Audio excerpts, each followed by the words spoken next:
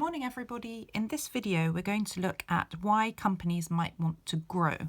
And remember, if you have growth of a company, it can either be organic or inorganic. And if you think here like about vegetables, if something grows organically, it just grows on its own, it's natural. So this would be where a company invests in more capital, employs more people, does more research and development, but they just grow as an entity on their own. Inorganic growth, just like with vegetables, if it's not organic, that means that you're using pesticides and other things to make things grow. In the sense of companies, if it's inorganic, it happens by acquiring another company or merging with another company.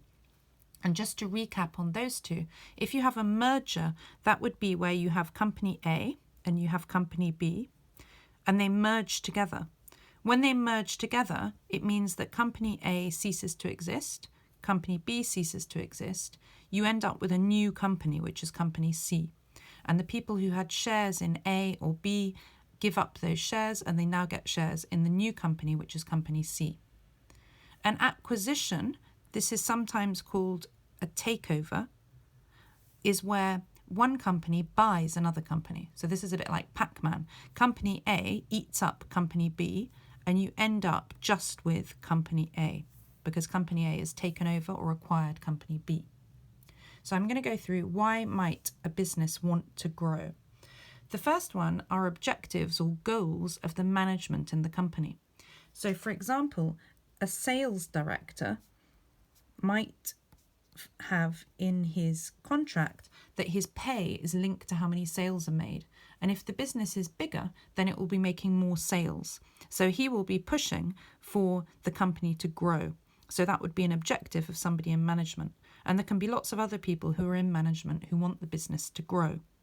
So for example, the marketing director, she may decide that if they're going to be a bigger company, then they'll be able to make more profits and she'll get paid more. And therefore she wants that to go ahead.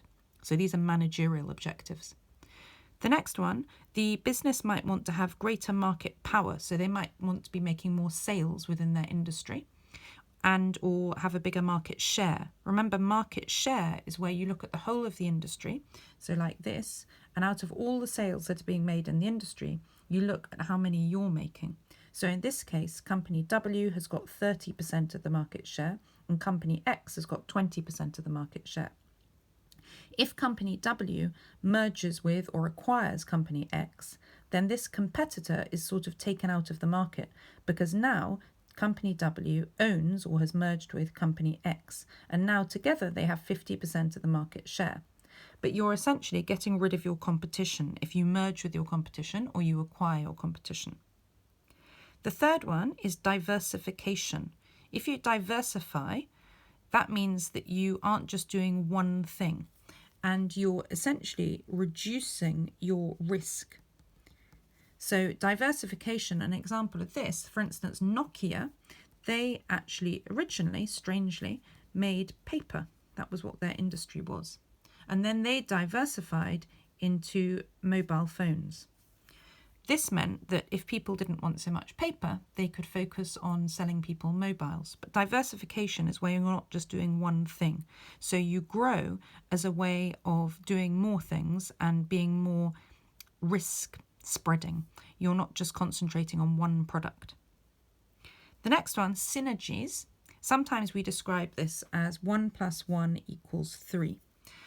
If you can get synergies from growing, that means that when you are bringing two teams together, for example, if you acquire another business and you bring together your two design teams, it might have been that company A's design team could make one design of, imagine it's for trainers, a year, and the other company's design team could make one design of trainers in a year.